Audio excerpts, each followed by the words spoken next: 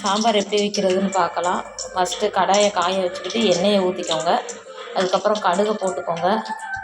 கடுகு நல்லா வெடிக்கணும். கடுகு வெடிக்கவும் 2 வத்தல் போட்டுக்கோங்க. வத்தல் போட்டதுக்கப்புறம் கருவேப்பிலை போட்டுக்கோங்க.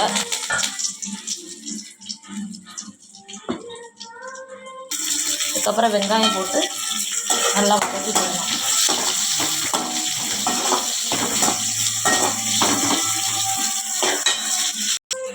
வெங்காயம் வதங்கவும் ஒரு 5 பல் பூண்டு போட்டுக்கிறணும். பூண்டு போட்டு கொஞ்சம் நல்லா வதக்கி விட்டுக்கோங்க. கொஞ்சம் வதங்கினதுக்கப்புறம் தக்காளி போடணும். தக்காளி போட்டு அதையும் கொஞ்சம் நல்லா வதக்கிக்கோங்க.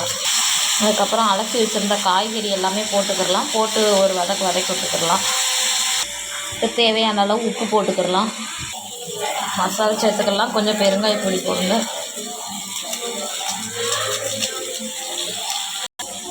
கொஞ்சம் மஞ்சள் தூள் சேர்த்துக்கோங்க.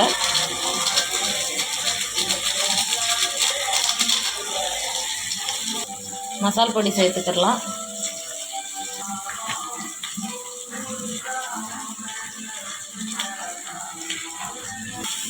மசால் பொடி சேர்த்து நல்லா வதக்கி விட்டுக்கோங்க.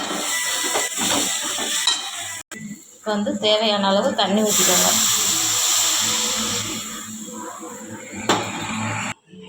குழம்பு கொதிக்க ஆரம்பிச்சிருச்சு. சாம்பார் அதுக்கு பருப்பு வேக வச்சு வச்சுருக்கோம்ல, அதை தட்டிக்கணும். சாம்பார் ரெடி ஆயிடுச்சு. சாம்பார் காய்கறி நல்லா வேகவும் லாஸ்ட்டாக கொத்தமல்லி மட்டும் இலையை மட்டும் கொஞ்சம் நல்லா தூவி விட்டு இறக்கிருங்க. சாம்பார் ரெடி.